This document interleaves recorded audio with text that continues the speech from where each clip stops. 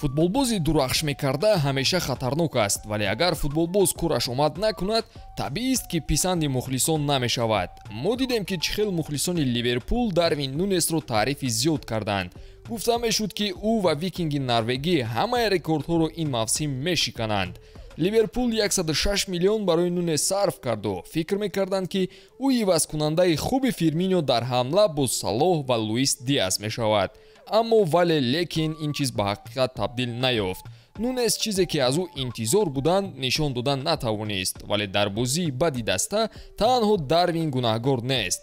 ҳайат дар умум гӯё ки дар ин мавсим дар хоб буданд. Нунес потенсиали олиро дар худ дорад. ҳунарашро медонем, вале савол ҳамин аст ки ӯ ба Ливерпул мутобиқ мешавад ё не.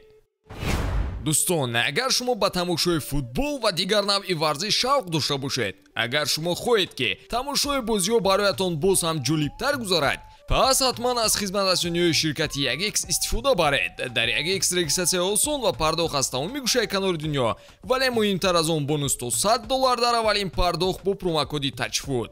силкаи зарурӣ дар комментария. ба ҳама муваффақият.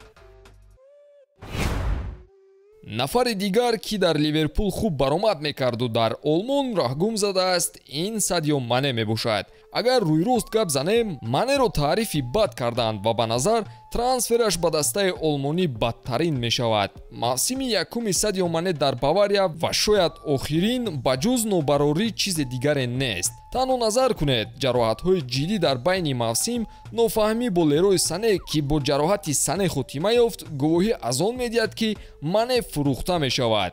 ҳамагон аз ҳолати Садио дар Бавария дар ҳайрат задаанд. имсол дар умум барои ситораҳои сенегалӣ хуб нагузашт. сарвони мунтахаби Сенегал ҳам кораш омад намекунад. Калиду Кулибалӣ номзад барои беҳтарин ҳимоятгари марказии ҷаҳон буд. вақте ки Тухел ӯро ба дастааш ҳамроҳ кард, мухлисон фикр мекарданд ки ӯ лидери нави хатти дифои Челси мешавад.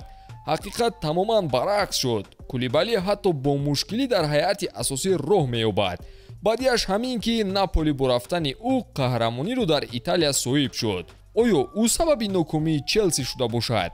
ӯро яку якбора 3 сармураббӣ ин мавсим роҳбарӣ мекарданд, вале вазъи даста ҳеҷ не ки беҳтар шавад. ба фикрам 1000 бозингар харидорӣ карданду ҳоло ҳам охири кор нарасидааст. ҳамин гуна ҷашнгириҳои пешакии Ришарлисон ҳам беохир менамоянд. бозингари нави Тоттенхем ҳамагӣ 3 гол дар 33 бозӣ задаасту муқобили дастаҳои заиф ҳам бозиаш намечаспад. новобаста аз хариди 70 миллиона Ришарлисон бозии бадтарин дар Англия нишон дода истодааст. пештар дар Эвертон хуб бозӣ мекард ва дар ҷоми ҷаҳон ба мунтахабаш кӯмак карда тавонист, аммо дар Тоттенхем номашро комментатор ҳам намегирад. ҳама Ришарлисони давраи Эвертонро мунтазиранд ва шояд ки сармураббии нав забони ӯро фаҳмида тавонад.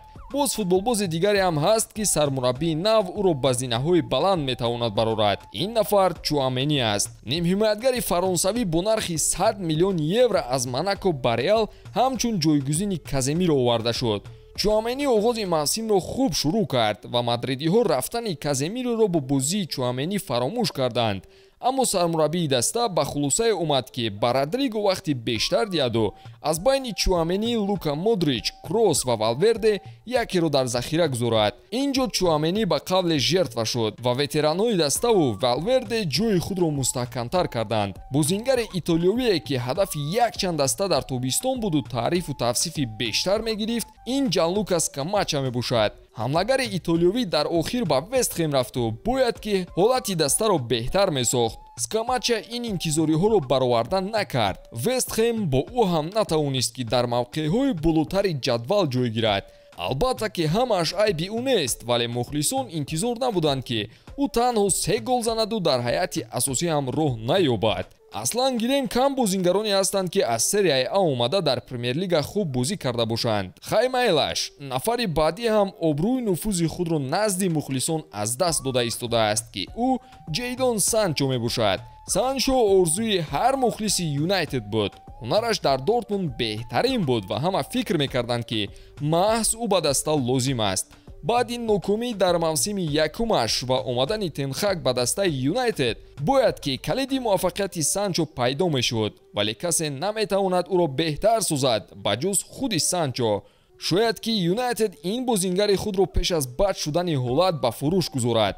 дар Олд Траффорд боз нафари дигаре ҳам ҳаст ки ба Санчо монанд аст. бале, Антони. бозии ин бача ягон бор ба нархи баланди 95 миллионаш баробар нашуду нашуд. хабарҳои ин трансфер хело зиёд буданд ва дар оғоз бозии Антони беҳтар буд, вале ӯ фарқкунанда аз дигарон нашуд. инҷо ҳам ҳама айб дар Антони нест, балки ҳайати Юнайтед дар умум нобарор бозӣ карданд. хуб дӯстон, боз киҳо бадтарин бозингарони ин мавсим шуда метавонанд? ҳатман дар комментария қайд кунед ва мунтазири навори ҷадид бимонед.